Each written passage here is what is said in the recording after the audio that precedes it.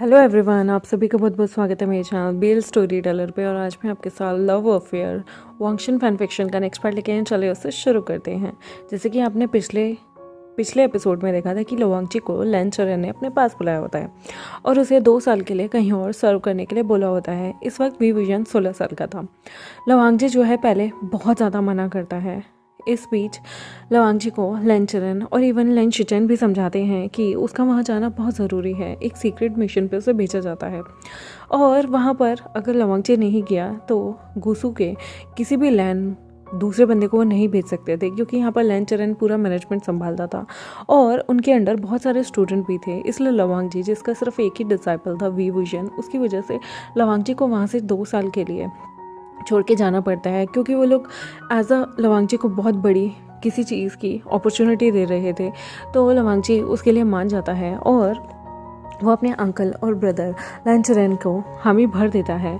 यहाँ पर लवांगजी को अब छोड़ के जाना था, तो ये बात जो है वो नेक्स्ट डे अपनी क्लास में बता देता है, जिसकी वजह से वी विजन बहुत ज़्यादा उसे ना दुख लग रहा होता है, क्योंकि वो अपने मास्टर से बहुत ज़्यादा अटैच हो गया था। लवांगजी के लिए डेली उसकी केयरिंग और भी ज़्यादा बढ़ती जा रही थी। जैसे कि डिनर टाइम पे वो लवांगजी के लिए कुछ ना कुछ बनाकर ज़रूर लेके जाता था। इवन अपने मास्टर के साथ स्टडी करना, उनके साथ तलवारबाजी सीखना, बहुत सारी अनलिमिटेड चीज़ें थी जो अपने मास्टर के साथ हमेशा एंजॉय करता था, सीखता था। अब उसे एकदम से झटका लग जाता है, क्योंकि जब हम किसी से बहुत अटैच हो जाते हैं और उसके बाद हमें पता चले कि 2 साल के लिए वो पर्सन कहीं दूर जा रहा है, कहीं बाहर जा रहा है पढ़ने के लिए या किसी काम के लिए बाहर जा रहा है, तो हमें थोड़ा झटका लग जाता है। और वी विजय ने कभी नहीं सोचा था, उसे लगता था नेक्स्ट 5 ईयर जो होंगे ना उसकी लाइफ के, वो बिल्कुल अपने मास्टर के साथ ही कटेंगे। और जब उसे ये चीज़ पता चलती है वो बहुत एक्साइटेड, खुश होता है। लेकिन वहाँ पर ना उसके चेहरा एकदम लटक जाता है जब उसे ये बात पता चलती है। लिटरली उसकी आंखों में आंसू भर गए थे और उसे ऐसा लगा था शायद लवांगजी ने उसके साथ मजाक किया है। पहले वो बार बार मास्टर से कहता है, मास्टर आप मुझे भी साथ ले चलिए ना। तो यहाँ पर लवांगजी से समझाता है कि उसे कुछ टाइम के लिए बाहर जाना होगा, लगभग 2 साल भी हो सकते हैं, और अगर काम कंप्लीट हो जाएगा तो हो सकता है वो 6 महीने भी वापस आ जाए। विंग यहाँ पर सैड होता है और बहुत ज़्यादा सैड हो जाता है। वो अपने मास्टर को बार बार एक ही चीज़ बोलने के लिए बार बार मना रहा होता है कि उसके मास्टर वहाँ ना जाएं, और अगर जाना चाहते हैं तो उसे भी साथ ले जाए। लेकिन वो स्कूल को नहीं छोड़ सकता था। वो इंसान अपनी पढ़ाई छोड़ के कैसे जा सकता था। यहाँ पर जो हमारा वांगची होता है ना, वो जैसे ही अपने कैबिन में जाता है, वी विजन भी बहुत ज़्यादा टेंशन में आ गया होता है।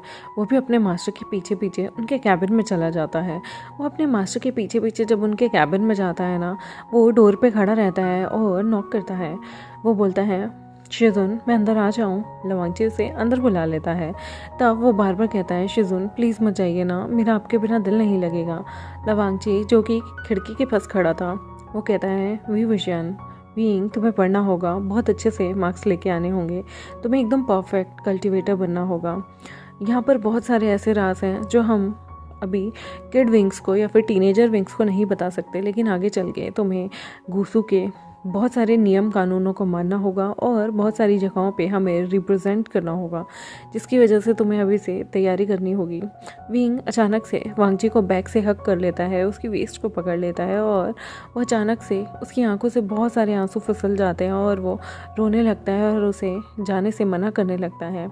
वांगची जो कि विंग का ये गेस्चर देख के थोड़ा सा 2 मिनट के लिए ना वो भौचक्का रह जाता है। वो एक जगह खड़ा रह जाता है और उसके पैरों तले जैसे ज़मीन खिसक गई थी। उसे विंग की आंखों में वो आंसू बिल्कुल अच्छे नहीं लग रहे थे। वो विंग का सिर सहलाता है, लेकिन विंग अभी भी घुटनों में बैठा हुआ उसकी कमर को पकड़े हुए रो रहा था और उसे हक करते हुए बार बार कह रहा था, शिजुन प्लीज़ मत जाइए ना, मेरा आपके बिना यहाँ दिल नहीं लगेगा, मेरा पढ़ने का बिल्कुल मन नहीं करेगा।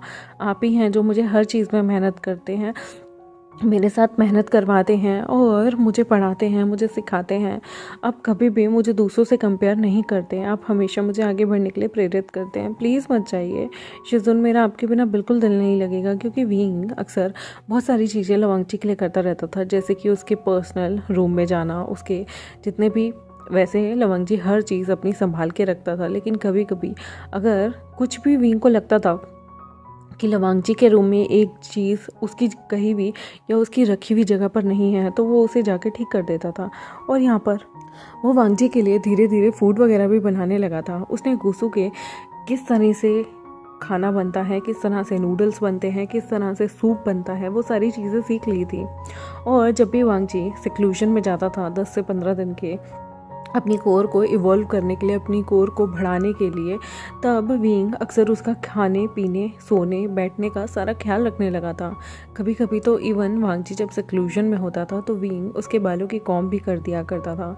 इतना ज़्यादा क्लोजनेस जब उसे अपने शिजुन के साथ हो गई थी, तो यहाँ पर उसका शिजुन अचानक से उसकी लाइफ से जा रहा था। ये देख देख के उसका दिल भरे जा रहा था। यहाँ पर वांगजी विंग से कहता है कि मुझे कल सुबह ही निकलना होगा। उस दिन पूरी रात विंग बहुत ज़्यादा सैड था। वो अपने कमरे में भी जाता है तो उसका कहीं मन नहीं लग रहा था। नी होसेंग जंगचा बार बार उसका मूड कहीं ना कहीं किसी न किसी चीज़ में डालकर उसका मूड ठीक करने की कोशिश कर रहे थे, पर उसे बिल्कुल अच्छा नहीं लग रहा था। यहाँ पर विंग अपने रूम से बाहर आ जाता है और वो उस कॉरिडोर में घूम रहा होता है जहाँ पर वो अक्सर लेंतुजी से मिला करता था। आज वो लेंतुजी को देखता है। लेंतुजी वहाँ आया हुआ था। लेंतुजी के बालों में वही पिन थी जो विंग ने उसे 2 साल पहले दी थी। विंग लेंतुजी को देखता है और उसे फटाफट भाग करना जोर से गले से लगा लेता है। लेंतुजी विंग से कहता है क्या हुआ। विंग उसके कंधे पे अपना सिर रखकर रोने लगता है और कहता है तुम्हें पता है शिजुन जा रहे हैं। शिजुन मुझे छोड़ के 2 साल के लिए जा रहे हैं। तुम नहीं जानते मुझे शिजुन की कितनी आदत लग गई है। तुझी प्लीज़ कुछ भी करके शिजुन को कहो ना, वो ना जाए। लेंतुजी अभी भी ब्लैंकली विंग की तरफ देख रहा था। विंग कहता है तुझी तुम्हें पता है जो लवांगची शिजुन है, हैंगवनजुन, वो जा रहे हैं। उनको पता नहीं किसी सीक्रेट काम के तहत भेजा जा रहा है। तुम जानते हो वो मेरे शिजुन हैं। उनके अलावा मैं किसी और को शिजुन कह तो सकता हूँ, पर मैं उन्हें अपना शिजुन मान नहीं सकता। तुम जानते हो वो सारे टीचर हैं, लेकिन मैं अपना शिजुन सिर्फ मेरे मास्टर को मानता हूँ। तुम जानते हो लेंतुजी, अगर वो चले गए मेरा यहाँ बिल्कुल दिल नहीं लगेगा। उनके अलावा मुझे कोई भी चीज़ अच्छे से कोई और नहीं सिखा सकता। यहाँ पर लेंतुजी विंग के सिर को सहलाता है और कहता है तुम बच्चों की तरह क्यों रिएक्ट कर रहे हो। विंग लेंतुजी को देखता है और कहता है उफ, बच्चे तो तुम हो तो क्या हुआ। क्या तुम्हें क्या लगता है बड़ों में इमोशन नहीं होते। मेरे अंदर इमोशन नहीं है। क्या मैं रो नहीं सकता। लेंतुजी प्लीज़ तुम अपने भाई से बात करो ना। तुम कहो ना लवांगजी यानी कि हैंगवनजुन ना जाए। लेंतुजी विंग के चेहरे को अपने हाथों में लेता है। वो विंग के अपने छोटे छोटे हाथों से उसके आंसुओं को पोंछता है और कहता है रोना बंद करो। वैसे मैं तुम्हें कुछ बताने आया था। विंग कहता है क्या बताने आए थे। तुम्हें पता है अगर मास्टर चले गए तो तुम तो मुझे कंपनी दोगे ना।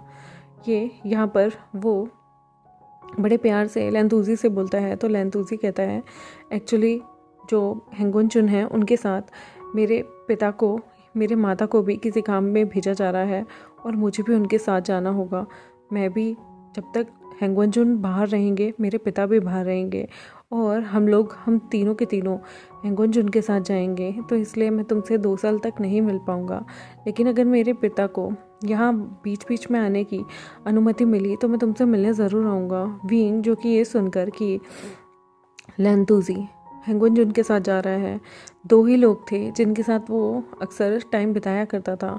जंगचा और बाकी सब उसके भाई हैं, बचपन से साथ रहे हैं, लेकिन उसकी बॉन्डिंग यहाँ पर 2 खास लोगों से हो गई थी। वो था लवांगची जो कि उसका शिजुन था, और ये लेंतुजी छोटा सा बच्चा। जब इसे पता चलता है कि लेंतुजी भी जा रहा है, विंग की आंखों से आंसू फिसल जाते हैं। वह लेंतुजी को अपने सीने से लगा लेता है और कहता है तुम भी जा रहे हो, तुम मत जाओ ना। कह दो कि तुम मेरे साथ यहाँ रहोगे। तुम अपने माता पिता को भेज दो ना, तुम मत जाओ। विंग को ऐसे रोते देख के लेंतुजी की आंखों से भी आंसू गिर जाते हैं और वो कहता है विंग कहता है तुमने मेरा नाम लिया। वो कहता है मतलब विंग गगा प्लीज़ ऐसा मत करो, मुझे जाना होगा। मैं भी जाना नहीं चाहता, लेकिन कुछ पिताजी को अगर कोई कार्य है तो मैं मना भी नहीं कर सकता। विंग लेंतुजी के गालों को किस करता है और कहता है, उसका सिर अपने माथे पे लगाकर अपने सिर से उसके सिर को एक करके कहता है प्लीज़ मत जाओ ना। विंग की आंखों से आंसू देख लेंतुजी की भी आंखों से आंसू गिरते हैं और वो विंग को ज़ोर से टाइट हक कर लेता है और कहता है मुझे माफ़ कर दो, मुझे जाना होगा। विंग यहाँ पर लेंतुजी को बहुत टाइटली हक करता है और कहता है प्लीज़ मत जाओ। लेंतुजी कहता है मैं अपने पिता के विरुद्ध नहीं जा सकता और हैंगवनजुन भी मेरे साथ होंगे। विंग कहता है तुम दोनों ही गंदे हो, तुम दोनों ही ट्रेटर हो। मैं तुमसे बिल्कुल बात नहीं करूँगा। विंग वहाँ गुस्से से उठता है और लेंथूजी को ऐसे ही छोड़ के चला जाता है। लेंथूजी विंग के पीछे भी आ रहा होता है, लेकिन विंग किसी की नहीं सुनता। उसे बहुत गुस्सा आ रहा था कि उसके दो बहुत अच्छे लोग जो कि लेंथ सेक्ट से थे, जिनके वो बहुत करीब था, वो लोग उसे यहाँ छोड़ के जा रहे थे। विंग सच में अपने बेड में जाकर बहुत ज़्यादा रोने लगता है, क्योंकि उसके शिजुन कल सुबह सुबह ही चले जाएंगे, तो उसे सुबह जल्दी भी उठता था। वो पूरी रात अपनी आंखें सुजा लेता है। रोने के बाद वो बहुत गहरी नींद सो जाता है। यहाँ पर सुबह जो हैंगुन जुन थे वो अपना सामान बांधते हैं और वो अपना सामान बांध के निकल जाते हैं। विंग जो कि उन्हें सुबह सुबह सी ऑफ करना चाहता था, वो रोने की वजह से उसकी आंखें सूज गई थी और जिसकी वजह से वो सिर्फ सोता ही रह गया था। हैंगुन जुन पीछे मुड़ मुड़ के बार बार देखते हैं। उनके साथ दो लोग भी जा रहे थे और यहाँ पर हैंगुन जुन जब पीछे मुड़ मुड़ के देखते हैं तो वहाँ कोई नहीं होता। तब एक आदमी की आवाज़ आती है कि हैंगुन जुन अब हमें चलना चाहिए। हैंगुन जुन कहते हैं चलो चलते हैं। और यहाँ पर वीवुजियन जो कि सोता ही रह गया था, उसकी नींद थोड़ी लेट खुलती है। जब वीवुजियन की नींद खुलती है तो वो अपने आसपास देखता है कि सारे लोग क्लास के लिए तैयार हो रहे हैं। वो भी उठता है, आंखें मलता है और कहता है, एकदम से जंगचा कहता है, विंग क्या हुआ तुम्हारी आंखों को, तुम्हारी आंखें क्यों सूजी हुई हैं? विंग कहता है वो मास्टर जा रहे हैं ना इसलिए। वैसे टाइम क्या हो गया? एकदम से विंग को होश आता है और वो कहता है वक्त क्या हुआ है जंगचा? और जब उसे पता चलता है कि वो उसके हैंगुन जुन अब जा चुके हैं, क्योंकि हैंगुन जुन के जाने का टाइम सुबह सुबह का था और इस वक्त तो आराम से 8 बज चुके थे। यहाँ पर विंग दौड़ता भागता नीचे की तरफ जाता है। वो जो टीचर के क्वार्टर थे उस साइड जाता है और वो देखता है कि वहाँ पर हैंगुन जुन का जो कमरा था वो बंद था। वो उस कमरे को खोलता है और अंदर जाके जब वो देखने की कोशिश करता है तो उसे पता चलता है कि उसके जो हैंगुन जुन हैं वो जा चुके हैं। विंग वहाँ पर बैठता है। वहाँ पर वो लिटरली बहुत रोने लगता है। जब वो बैठता है वो उनके बेड को देखकर बहुत ज़्यादा इमोशनल हो जाता है। वो कहता है, मास्टर शिजुन आप मुझे बाय भी नहीं बोल के गए। क्या मैं इतना बुरा हूँ? सब मुझे छोड़ के चले जाते हैं। क्या आप वापस तो आएंगे ना? वहाँ पर एक जगह डेस्क पे एक लेटर लिखा हुआ था जिसमें हैंगुन जुन ने बहुत सारी चीज़ें लिखी हुई थी। विंग जिसमें से जब विंग उसे पढ़ता है तो उसमें सबसे पहली बात लिखी होती है, विंग मुझे पता है तो मेरे रूम में जब तक आओगे मैं जा चुका हूँगा। मैं तुम्हें कुछ कहना चाहता था। पहली बात, अपना ख्याल रखना। दूसरी चीज़, रात में इधर उधर मत घूमना। तीसरी चीज़, किसी पे भी बिना जाने बिना सोचे यकीन मत करना। चौथी चीज़, यहाँ पर जो भी तुम्हें कोई तकलीफ़ हो तो तुम शीलियन या फिर हुआचेंग जैसे मास्टर से बात कर सकते हो। इवन तुम सबसे पहले हो सके तो मेरे ब्रदर यानी कि जिवजुन के पास जाना। अगर तुम उनसे बात ना कर पाओ तो बाकी तुम मास्टर हुआचेंग और मास्टर शीलियन के पास जाना। और अगर वो भी कभी अवेलेबल ना हो तो तुम जा सकते हो मास्टर वन खशिंग के पास। प्लीज़ किसी पे भी यकीन मत करना और किसी अननोन पर्सन के पास मत जाना और अपना ख्याल रखना। कल क्लास में अच्छे से ध्यान देना, कल्टीवेशन में बहुत ज़्यादा ध्यान देना और सबसे अच्छा परफॉर्म करना। मैं कोशिश करूँगा मैं जल्द से जल्द आ जाऊँ। विंग तब तक अपना ख्याल रखना और प्लीज़ टाइम से खाना खाना, खुद को चोट मत लगाना, खुद को सेफ रखना और मस्ती कम करना। विंग ये इमोशनल सा लेटर देख के रोने लगता है और वहाँ पर नीचे लिखा होता है, तुम्हारा प्यारा शिजुन। ये पढ़कर ना उसकी आंखों से आंसू गिर जाते हैं और वो उस लेटर को अपने सीने से लगा लेता है, जैसे मानो किसी की लाइफ का पहला लेटर मिला हो। उसी तरह से उसने अपने पास उस लेटर को संभाल लिया था। विंग यहाँ से अपनी क्लास के लिए जाता है। वो पूरे दिन बहुत सैड रहता है, जिसे देखकर लेंचिचन और जो हमारे लेंचिरन थे उन्हें बिल्कुल अच्छा नहीं लगता, क्योंकि विंग जो था वो अब बहुत ज़्यादा डिप्रेस लग रहा था। लेंचिरन रात में खाने के बाद उसे अपने रूम में बुलाते हैं। विंग उनके रूम में जाता है। वो उससे पूछते हैं कि क्या हो गया, तुम इतने सैड क्यों हो? तो विंग यहाँ पर लेंथूजी के बारे में कुछ नहीं कहता, पर वो कहता है कि उसके शिजुन चले गए हैं जिसकी वजह से वो सैड है।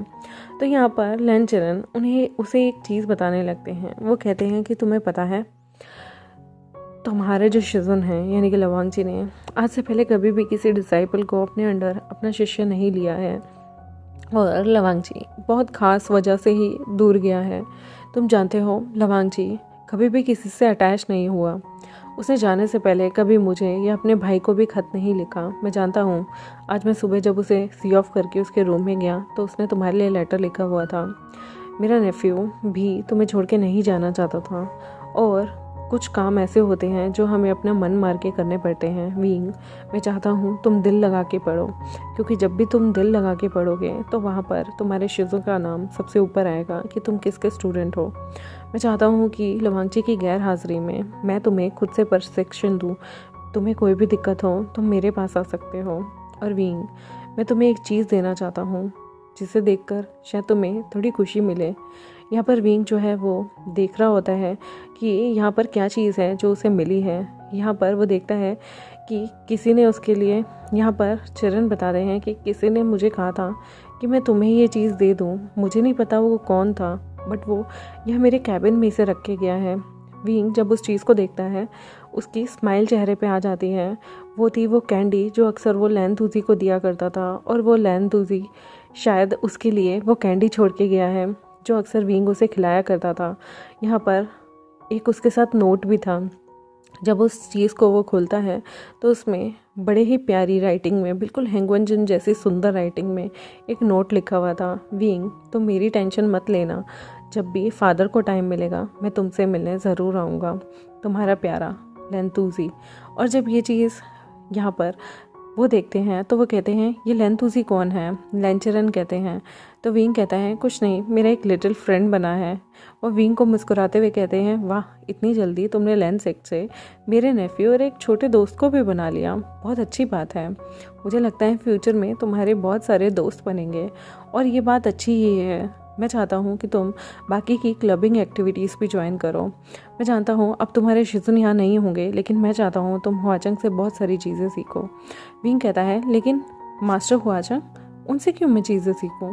तो यहाँ पर लेंचरन कहता है वो डार्क विज़ार्ड हैं और वो डार्क आर्ट में बहुत ज़्यादा माहिर हैं।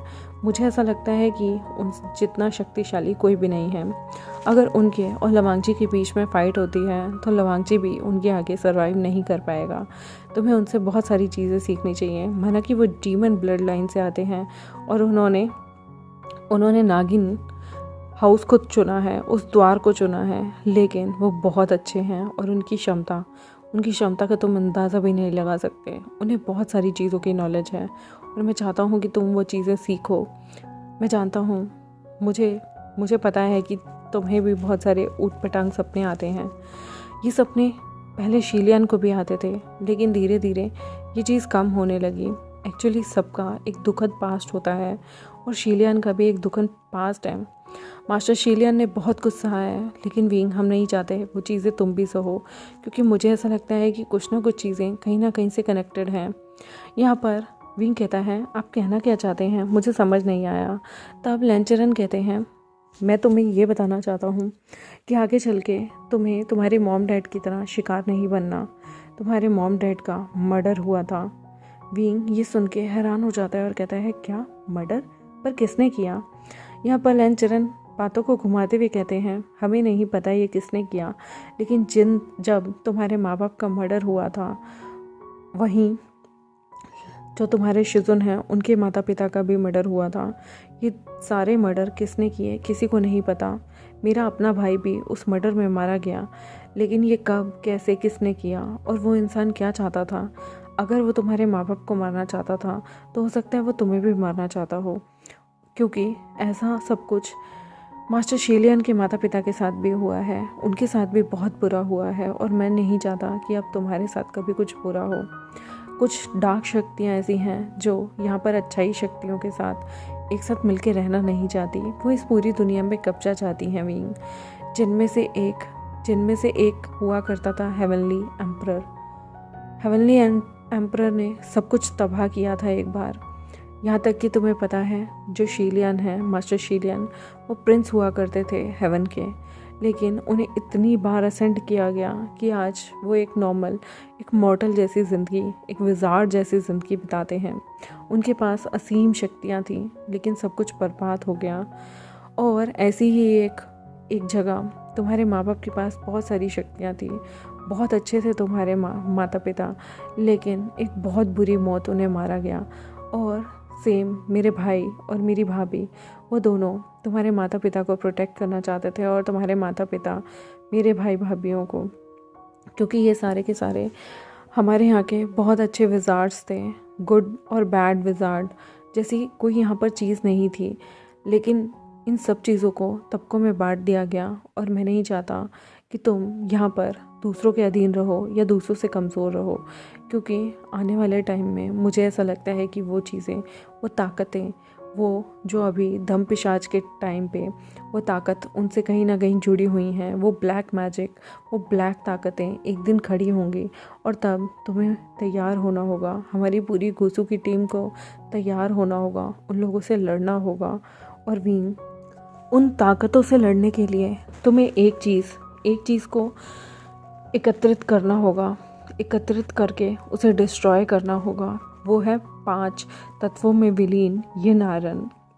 उसे 5 तत्वों में बांटा गया है। अगर वो 5 तत्व एक हो जाते हैं तो वो डार्क विज़ार्ड, वो डार्क दुनिया का इंसान फिर से ज़िंदा हो जाएगा, और अगर वो ज़िंदा हो गया विंग, तो उसके बाद यहाँ तबाही आ जाएगी। और मुझे ये चीज़ से डर लगता है। तुम वी चांग से और खांगसे सरन के बेटे हो, तुम बाओशन सरन के आगे आने वाली जनरेशन के वारिस हो। बाओसन सरन उसकी रक्षा किया करती थी। उस यिन आयरन को 5 टुकड़ों में तोड़ दिया गया था ताकि उस इंसान को दोबारा से ज़िंदा ना किया जा सके। मुझे ऐसा लगता है कि अगर तुम अच्छा करोगे तो तुम आगे चल के अपने माता पिता की मौत का बदला ले सकते हो। बहुत सारी गुत्थियाँ अनसुलझी हैं, बहुत सारे लोगों की याददाश्त मिटा दी गई थी, और मुझे नहीं पता कि उस वक्त क्या हुआ था, लेकिन फ्यूचर में हम लोगों को बहुत सतर्क रहना होगा। विंग, क्या तुम वांगची के लिए बहुत अच्छे से पढ़ाई करोगे? विंग कहता है, जी मास्टर, अगर आप चाहते हैं और अगर हेंगुनजुन चाहते हैं, यानी कि शिजुन चाहते हैं कि मैं अच्छे से पढूं, तो मैं बहुत अच्छे से पढ़ूंगा, पूरा मन लगा के। विंग ये बात सुनता है, और यहाँ पर वो मन में सोचता है कि जिन्होंने मेरे माता पिता को मारा और मेरे शिजुन के भी माता पिता को मारा, हम लोगों को अनाथ कर दिया है, मैं उनकी मौत का बदला एक दिन ज़रूर लूँगा। यहाँ पर वो उस कैंडी को लेता है, लेंतूजी की यादों को लेकर उस रूम से चला जाता है।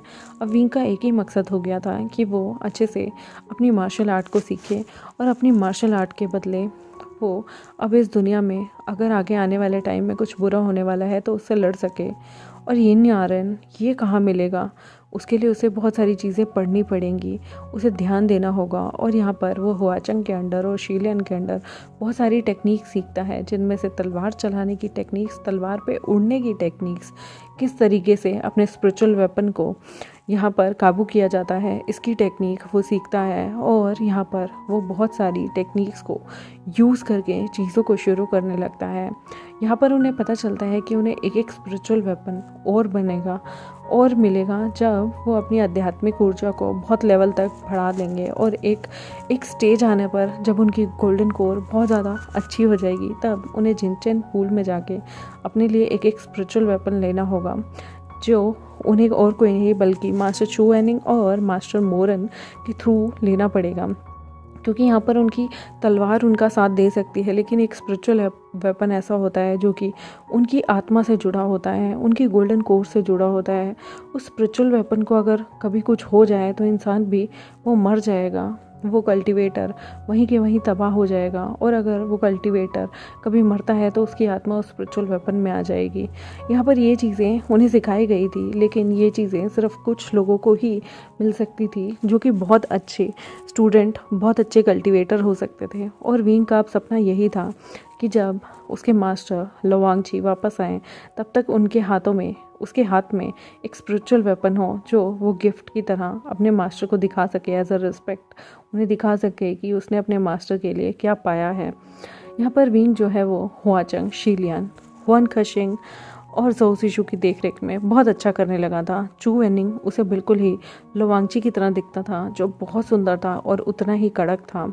चू एनिंग ने उसका सारा मेडिटेशन और बाकी सारी चीज़ें जो लोवांगची उसे सिखाता था, क्योंकि लोवांगची और जो हमारा चू एनिंग था, उनकी पर्सनालिटी बहुत ज़्यादा सेम थी, सिमिलर थी, कोल्ड फेस था और एक तरीके के कपड़े पहनने। चू एनिंग को कभी कभी देख के जो हमारा विभूषण होता था उसे लवांगची की याद आती थी। वो अक्सर लवांगची के लिए लेटर लिखता था और लैन चरण के रूम में उन लेटर्स को या लैन शिचन के रूम में उन लेटर्स को छोड़ आता था ताकि वो लोग लवांगची तक उसे पहुँचा दें। लवांगची भी बहुत सारे लेटर्स में उसका हालचाल पूछा करता था। विंग जब भी सैड फील करता था वो अपने मास्टर की लाइब्रेरी, मतलब उनका जो रूम था उसके साथ में उनका ऑफिस था, उनका लाइब्रेरी सेटअप था और पूरा कमरा था, वो वहाँ पर चला जाया करता था और अपने अपने मास्टर की जितनी भी बुक्स वो पढ़ा करते हैं उन्हें पढ़ने लग गया था। विंग को अपने मास्टर की रखी हुई बुक्स को पढ़ना काफ़ी अच्छा लगता था। जब सैटरडे संडे बाकी के बच्चे आपस में कंपटीशन लगाते थे, शर्त लगाते थे, घूमने जाते थे, फिरने जाते थे, बाहर निकलते थे, तब अक्सर जो विंग हुआ करता था वो लवांगची की बहुत सारी बुक्स जो लवांगची को पसंद थी, स्पेशली मार्शल आर्ट की बुक्स, उन्हें पढ़ पढ़ के अपनी मार्शल आर्ट को निखारता था और उसे सबसे ज़्यादा ट्रेनिंग देने में हेल्प किया करता था चू एनिंग बहुत ही उत्तम दर्जे का टीचर था। लवांगची के कंपैरेटिवली चू एनिंग सबसे ज़्यादा इस वक्त शक्ति में ऊपर हुआ करता था, क्योंकि जो शीलियन था उसकी शक्तियाँ अभी भी कहीं ना कहीं जो थी सील्ड थी, इसलिए शीलियन इतनी ज़्यादा अपनी शक्ति का यूज़ नहीं किया करता था।